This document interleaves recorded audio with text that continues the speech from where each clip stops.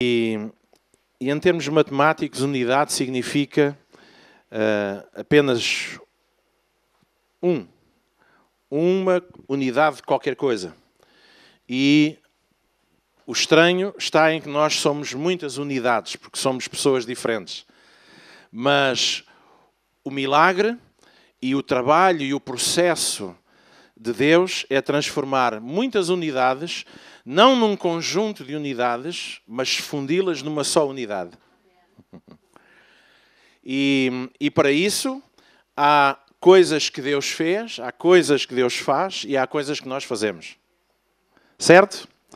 Porque construir-se uma comunidade exige esforço, exige trabalho, exige algumas coisas que precisamos de fazer em prol do reino de Deus para que o Espírito de Deus se possa mover de forma livre. Porque, como igreja, nós somos como um fio condutor que tem muitos fios por dentro, mas todos eles juntos transportam uma capacidade, uma potência, de acordo com a sua unidade, com a sua capacidade, certo? E a igreja precisa de entender isso. Quando nós somos apenas fios soltos, nós temos muito pouco poder ou muita pouca capacidade de carregar o poder de Deus para este mundo que precisa. Há uns anos atrás, não há muitos, eu tive um problema com o meu computador que queimou a fonte de alimentação. E eu fui tentar perceber o que é que tinha acontecido, porque o computador era relativamente novo. E quando dei tantas voltas, fui a descobrir que o problema estava numa extensão que eu tinha comprado numa loja dos chineses. E qual era o problema da extensão? E com certeza, se calhar, alguns aqui já deram com ela. A extensão, supostamente, era uma extensão que tinha ligação à terra, mas não tinha, só tinha 2 condutores. E os condutores, quando a gente foi a tirar a forra por fora, aquele plástico, cada fio devia ter para aí 4 fiozinhos de cobre lá dentro.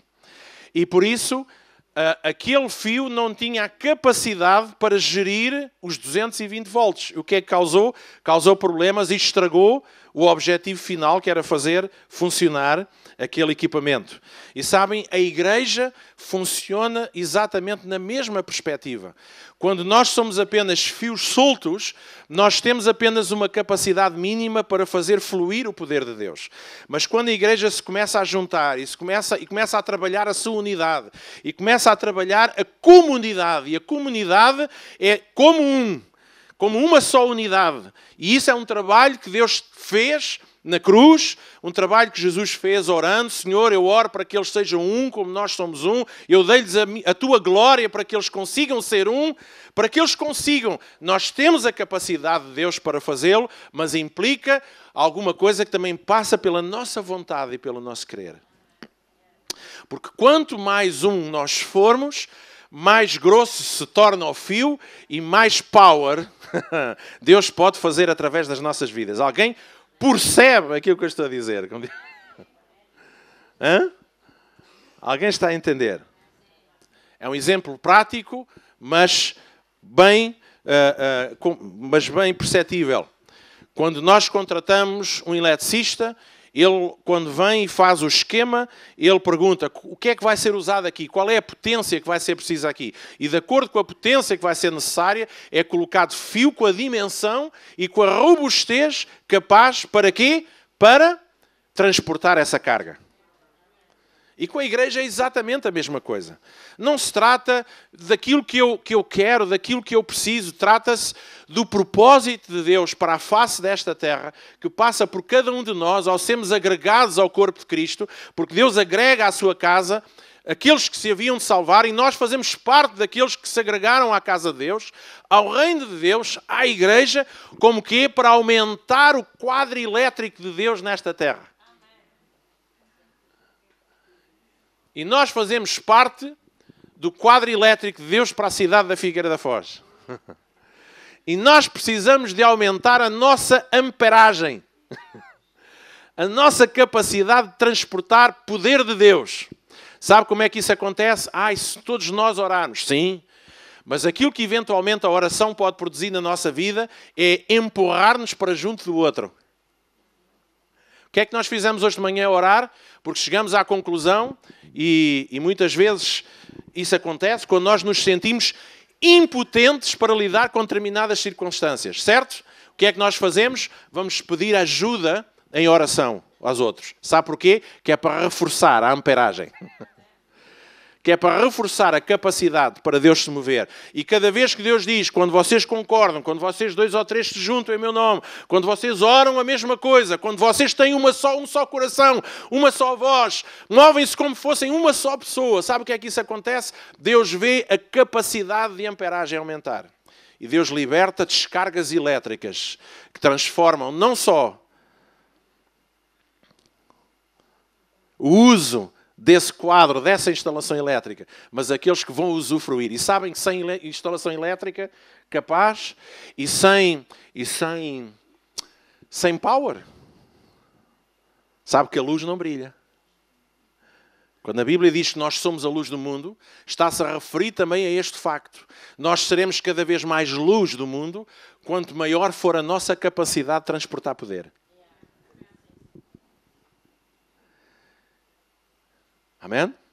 Por isso é que uma igreja não é poderosa na sua marcha, porque tem à sua frente, eu não estou a dizer que sou eu, eventualmente um iluminado, um servo de Deus cheio de poder. Meus irmãos, isso é uma transferência de responsabilidade. O pastor, ou um líder, ou um responsável por uma comunidade pode ser o primeiro quadro por onde passa a corrente, mas essa corrente tem que passar para as outras fases, para os outros disjuntores, para toda a instalação elétrica de uma casa. Há pouco tempo eu estava a falar isso, temos falado isso, eu e o Paulo, porque temos alguns problemas elétricos aqui neste edifício. Sempre que os ares condicionados arrancam, nós sentimos as luzes a vacilar. Nunca se aperceberam. E isso pode, inclusive, causar problemas a amplificadores, como este que se queimou, e outras situações. Sabe porquê? Porque existe um problema na corrente elétrica ou na instalação. Pode haver sobrecarga, ou pode haver falta de carga, ou pode... Os irmãos percebem o que é que eu estou a dizer? Olha, isto nem sequer está na pregação, mas hoje eu estou a falar sobre isto. Porque a igreja, à medida que caminha no sentido da unidade, nós nos tornamos mais poderosos para fazer transportar poder de Deus. Viram? Isto significa que alguma coisa não está a funcionar bem. Há quebras. Mas vá lá, ainda se aguenta nas canetas.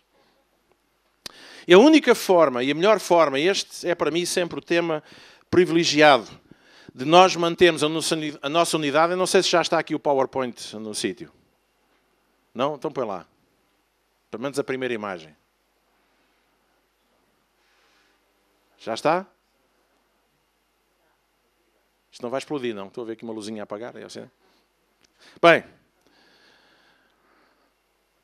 O que é que a palavra de Deus nos diz acerca de vivermos em unidade? Só há uma forma de vivermos em unidade. E isso chama-se amor. Certo? A unidade segundo Deus. Porque nós encontramos lá fora que pessoas conseguem trabalhar em unidade em muitos projetos. Empresas, equipas de vendas, certo? No exército, nas forças militarizadas, encontramos também que muitas vezes essa unidade está nas grandes empresas, existe também em famílias, e quando se reúnem à volta de uma unidade, de um objetivo, eles conseguem se juntar para alcançar esses objetivos. Mas sabem, eles estão juntos pelo objetivo, mas não estão juntos pelo ADN. Eles estão juntos pelo objetivo, mas não estão juntos pelo coração. Certo? E em Deus e na igreja, e deixe-me dizer porque é que às vezes é tão difícil na igreja nós encontrarmos essa unidade. Porque na igreja, aquilo que lá fora é normal, aqui passa a ser anormal. Aqui a palavra de Deus expõe tudo aquilo que a nós, lá fora, passa despercebido. Mas aqui torna-se tudo importante. E por isso a única forma de nós, enquanto igreja, crescemos em unidade é através do amor de Deus. Porque na igreja a unidade não visa apenas o que é que se pretende alcançar, mas visa a vontade de Deus, visa um coração, visa alguma coisa que liberta o poder de Deus. Não é só estar em concordância, mas é viver em concordância. Concordância em que tu não és perfeito e eu também não sou, mas ainda assim eu amo-te. Tu já me magoaste, mas eu perdoo-te e ainda assim eu estou em aliança contigo. Porquê? Porque eu sigo exatamente o mesmo exemplo de Deus para comigo. E se Deus não desiste de mim, eu não quero desistir de ti. Apesar às vezes de me apetecer dar-te 2 tabefes. Mas pronto, esse é outro aspecto. Amar os outros e amar a Deus é exatamente a mesma coisa. Diga comigo, amar a Deus e amar os outros é exatamente a mesma coisa. Elas andam de mão dadas. Em 1 João, no capítulo 4, versículo 7 a 8, as Escrituras dizem isto. Muito, muito simples. E eu, pronto, já não tenho muito tempo, por isso também não quero mastigar muito. Mas dar-vos de novo aqui alguns princípios sobre a única forma possível de termos unidade. Sabe, a unidade não se faz porque eu me calo a tudo aquilo que tu dizes. A unidade não se faz porque de repente passamos todos a pensar e a concordar, a pensar as mesmas coisas. A unidade não se faz por esforço. A unidade faz-se por amor dentro da igreja. E quando se faz por amor, nós entendemos, porque fomos amados, que amar a Deus e amar os outros é exatamente a mesma coisa, andam de mãos dadas. Amados, amemo-nos uns aos outros. Quem é que não ouviu já este versículo? Todos nós já ouvimos isto montes de vezes. A questão é, estamos a aplicar isso, estamos a trabalhar neste sentido, estamos a orar, Deus, ajuda-me, acima de tudo, a ser alguém que ama como tu amas. E ele diz, amados, amemos uns aos outros, porque o amor é de Deus. O amor não é da carne, o amor não é atração, o amor não é simpatia, o amor não é empatia, o amor não é porque eu gosto de ti, então eu sou o teu amigo. Daquele não gosta, eu não amo aquela pessoa. Isso não existe. O amor, verdadeiro amor, vem de Deus. E todo o que ama, diga comigo, é nascido do diabo. Foi eu que vi mal. Sabe o que é que a Bíblia está a dizer? Que aquilo que é filho de Deus é normal. O que é anormal é ele não ser uma pessoa que ama. Aquele que ama é nascido de Deus. Ou seja, aquele que é nascido de Deus, ele ama. E conhece Deus. Sabe qual é a melhor forma de nós conhecer? Olha, aqui não, na Figueira não tenho esse problema. Mas há uma pessoa, há várias, mas estou-me a lembrar de uma. Não é? Que sempre que se chega ao pé de mim diz, pastor, porque eu tenho estes dons e eu tenho estes talentos e Deus chamou-me para a China e chamou-me para a Conchichina e eu tenho o dom e o talento e Deus fez e Deus faz e Deus acontece. No entanto, a gente chega lá a casa e ainda tudo dá pancada uns com os outros. Sabe qual é a melhor forma de nós vermos a espiritualidade de uma pessoa? Está na sua capacidade de amar. Porque eu conheço... ele foi à escola bíblica e logo no primeiro dia começou logo a fazer perguntas. Aquilo não era bem perguntas, era mais comentários desportivos. Então já sabia a Bíblia toda de trás para a frente. Sabe, verdadeiro conhecimento de Deus não é saber os versículos todos. Conhecer Deus é conhecer o seu coração. E a melhor forma de nós vermos quem conhece a Deus e quem realmente é alguém que está no caminho certo é a forma como nós amamos uns aos outros. Porque amar uns aos outros e amarmos a Deus é exatamente a mesma coisa. Igreja, esqueçamos desta esquizofrenia que muitas vezes atingiu o reino de Deus, que é dizer, eu amo a Deus, mas eu não quero ter nada a ver com aquela gente. Isso não existe. Ontem eu estava a falar na Lausanne acerca de sermos povo de salvação usando a parábola do filho pródigo. E falámos acerca dos vários sinais de salvação. Sabe? O pai... ele manifestou sinais de salvação, como assim que viu o seu filho, correu, abraçou e beijou, manifestou a sua glória, manifestou a sua misericórdia, manifestou o seu amor. Quando? Quando antes daquela pessoa que o tinha deixado e o tinha ofendido sequer ter dito alguma coisa. Nós, para perdoarmos, não precisamos de que alguém nos peça perdão. Nós, para amarmos, não precisamos de alguém que seja amável. Porque amar os nossos amigos também qualquer pessoa lá fora faz. Mas amar os nossos inimigos é que faz de nós pessoas que percebem o coração de Deus. E amar os nossos inimigos não quer dizer que nós vamos agarrar a eles com um sentimento humano. Porque o sentimento humano às vezes é dar-lhe logo uma dentada. Mas é amarmos a Deus manifestando misericórdia sobre a vida das pessoas. E esta casa tem que ser uma casa de misericórdia. Tem que ser uma casa de salvação. Tem que ser uma casa. Jesus um dia disse: ide e aprendei o que é misericórdia, para que sejam filhos do vosso Pai. Mas eu sou filho. Porquê? A pessoa do centro cristão vida ambulante. Nada disso. Sabe quando é que nós somos filhos? Quando exercitamos a mesma misericórdia que nós encontramos no coração de Deus. Porque amar a Deus e amar o próximo, amar os irmãos, é exatamente a mesma coisa. Aquele que é nascido de Deus, aquele que ama é nascido de Deus e conhece a Deus. Aquele que não ama, não conhece Deus. Bolas! Que coisa chata. E eu a pensar que conseguia passar despercebido. Quem não ama é porque ainda não conhece Deus. Mas eu conheço a Bíblia. Graças a Deus, já é um bom passo. Mas tu só conheces Deus quando consegues perceber o coração dele.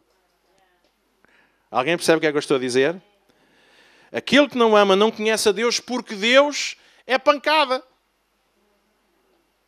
É? A sério? Então pensem em alguém que vocês consideram ser vosso amigo. Ok? Vamos fazer aqui um exercício mental. O que é que eles dizem acerca de ti? Bzzz. O que é que tu tens feito ultimamente para demonstrar o teu amor por eles?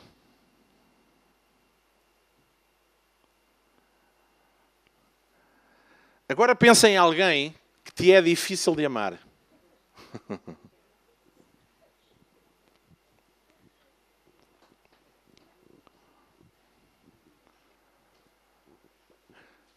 Toda a gente está a pensar numa pessoa difícil de amar. Não deve ser difícil, gente. É só escolher na lista. Agora pegue no nome dessa pessoa e ponha no início do versículo 8, quando diz: aquele que não ama não conhece Deus, porque Deus é amor. Agora ponha lá o nome da pessoa que é difícil ir-me amar. E perceba uma coisa: o Manel não ama porque não conhece a Deus. Mas eu conheço. Alguém percebe o que é que eu estou a dizer? Mas ele é meu inimigo. Sabe o que é seu inimigo? Porque ele não conhece Deus. Por isso ele não pode amar. Mas eu conheço. Porque se eu reajo da mesma forma que ele, então significa que eu também não conheço. Silêncio. Não é só nas casas de fado que se faz silêncio. Alguém percebe o que é que eu estou a dizer? O Manel que não conhece, ou o Manel que não ama, porque ele não conhece Deus. Porque Deus é amor. E se calhar alguns de nós temos que dizer assim sinceramente nesta manhã: o Luís não ama porque ainda não conhece Deus. Eu não estou a dizer que é essa a minha realidade. Estou a usar o meu nome só para pôr como exemplo. Mas deixe-me dizer, amar os outros ou amar a Deus é exatamente a mesma coisa. Não pode haver separação. Por isso, a melhor forma, a única forma capaz, possível, à maneira de Deus para se produzir unidade dentro da igreja é amarmos-nos uns aos outros. Porque esse é o verdadeiro sinal de que nós finalmente estamos a conhecer o coração de Deus e o coração do Pai. Sabe uma coisa interessante na história do filho pródigo, que é uma história, uma parábola, mas que Jesus contou para ensinar, é que o pai tanto saiu para fora, para o filho mau, como para o filho supostamente bom. Os dois eram maus, na sua atitude, certo? O pai, ele estava cá fora à espera e ele viu o filho e correu e amou, mas ele também estava cá fora quando soube que o filho mais velho estava lá, ele também veio ter com ele, sabe? O pai vem sempre ter com as pessoas. Independentemente da situação, do estado, da atitude, do comportamento que as pessoas têm. O pai está cá fora. E está para cá fora para quê? Para dizer: tu és meu filho, eu amo-te. Toma lá uma beijoca, vamos mas é festejar. Por isso é que costuma dizer: a quem muito é perdoado, muito ama. O filho que tinha errado muito, mas foi muito perdoado e ele amou ainda mais. Então ele foi para a festa cantar. O outro estava cá fora, armado em morcão. Sabe porquê? Porque apesar de ser filho do pai, ele comportava-se como um empregado. Ele não vivia como filho, ele não tinha relação de filho. Ele só soube foi apresentar cobranças ao pai. Anda há tantos anos a trabalhar e tu nem as horas extraordinárias me pagaste. E este teu filho, não é o meu irmão. Eu ontem estava a dizer, sempre que ouço esta frase faz-me lembrar o Vasco Santana. Este teu filho que gastou tudo com as meretrizes. E assim que chegou mataste-lhe o bezerro cevado. A mim nem uma mísera chanfana me deste. Mas sabe, o pai estava cá fora. O pai reage e age e lida exatamente da mesma maneira com aqueles que aparentemente fazem tudo certinho e com aqueles que fazem tudo mal. Então amar a Deus e amar os outros é exatamente a mesma coisa. Porque eu amo Deus precisamente porque Ele é assim. Ou não é, gente? Não é o amor de Deus que nos constrange e constrange a fazer o quê? A amarmos. Porque somos amados de tal maneira, inexplicavelmente, que nos leva a querermos ser como o nosso Pai. Sabe o que é que... Eu quero ser filho do meu Pai, não por aquilo que Ele me dá, mas pelo exemplo que Ele tem manifestado. Eu quero ser... O meu desejo em aprender e crescer no amor pelos outros não tem a ver por uma obrigação, mas pela admiração que eu nutro pelo meu Pai. Pela sua capacidade de amar quem entra e quem se recusa a entrar. Porque amar a Deus e amar uns aos outros é exatamente a mesma coisa. Em segundo lugar, amar os outros significa ver os outros como Deus vê. Porque esta coisa de que somos um povo da fé, o que é isto do povo da fé? E o Abraão e o pai Abraão tem muitos filhos e aquelas coisas. Somos um povo da fé, o justo vive da fé, mas sabe o que é isto da fé? Nós normalmente só vemos fé para duas coisas. É um dia vamos para o céu. E duas, vamos usar a fé para receber bênçãos. Sabe?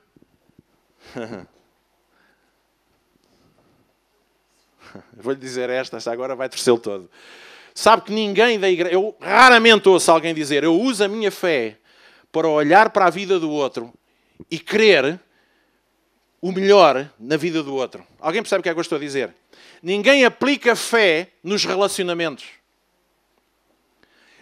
Mas este irmão, ele é um malandro, é um carnalão, é tramado, é desonesto, é não sei o quê. Sabe o que é que a Coríntios diz lá? Diz que aqueles que são mais desonestos são aqueles que merecem mais atenção. E quando diz mais atenção, não é ter um irmão polícia dos bons costumes e da ética, sempre a controlá-lo para ver se ele sai fora da linha. Nada disto significa que merece mais atenção. Sabe porquê? Porque nós pomos a fé que Deus também pôs em nós. Não sabe que Deus pôs fé em si? Deus crê em si? Sabe como é que eu sei isso? Porque Ele tem investido na minha vida. E ninguém investe aonde não espera retrocesso. Aonde não espera lucro. Onde não espera fruto. Deus tem investido na minha vida, sabe porquê? Porque Ele põe a sua fé ao meu serviço. E normalmente na relação entre irmãos e nas igrejas, nunca ninguém fala acerca disso. Fé não é só para orarmos por coisas. É para acreditarmos na obra de Deus na vida do outro. Porque Deus, quando olha para nós, não nos vê como estamos naquele momento. Ele vê como é que nós vamos ser de forma gloriosa no futuro. Depois de processos de transformação. Alguns de nós hoje estamos aqui e alguns que até já nos esquecemos no molho de brócolos que a gente éramos há uns anos atrás. Mas Deus olhou para nós. Alguém olhou para nós. Sabe? Muitas vezes nós olhamos para pessoas mal cheirosas, mal vestidas, gente com montes de problemas e olhamos para eles e só avaliamos o exterior. Mas se calhar se tivermos a capacidade de usarmos a fé para isso, sabe o que é que nós vamos ver? Vamos ver pregadores. Vamos ver missionários. Vamos ver pastores. Vamos ver servos de Deus irem pelo mundo fora. Se calhar gente que pode mudar uma nação.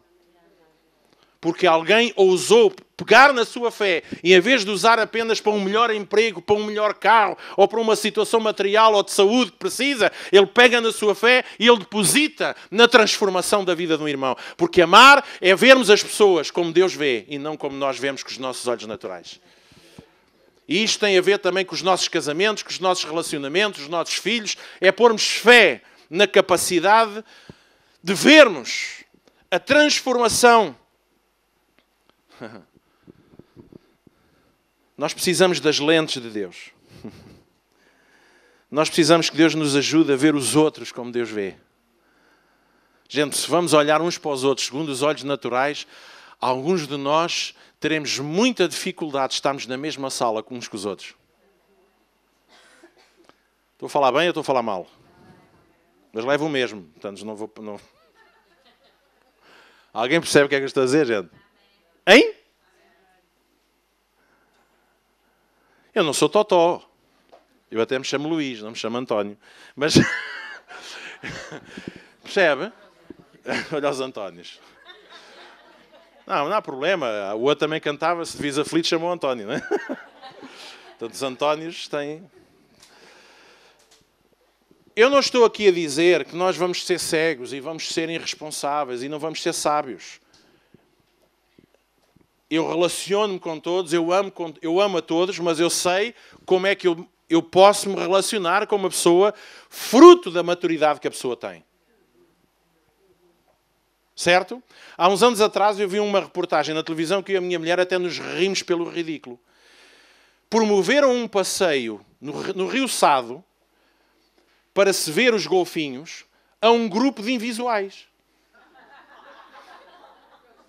Alguém percebe o ridículo da coisa?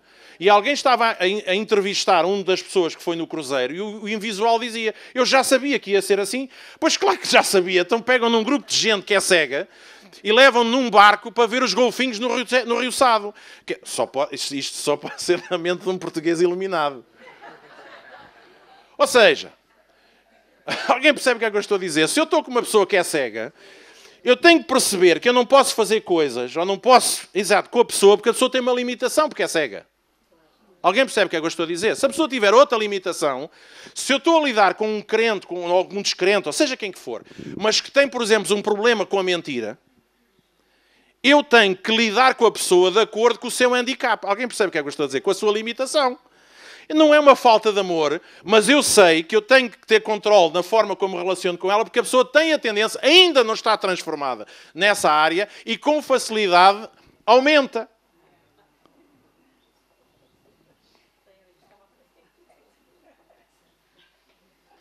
Alguém percebe o que é que eu estou a dizer, gente? Mas nós estamos lá por eles. Se eu vou almoçar com um vegetariano, eu não vou pedir um rodízio.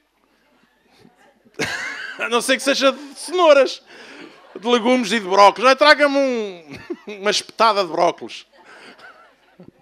Alguém percebe o que é que eu estou a dizer? E aí a palavra de Deus também diz: se tu que tens conhecimento estás sentado ao pé de uma pessoa que tem uma mente fraca, não te vais pôr a comer carne sacrificada aos ídolos. Não é que a carne em si mesma tenha algum problema, mas o outro tem uma mente fraca, vai ficar ofendido. Então, tu evita, porque ele tem essa fraqueza, evita de ao pé dele fazeres isso.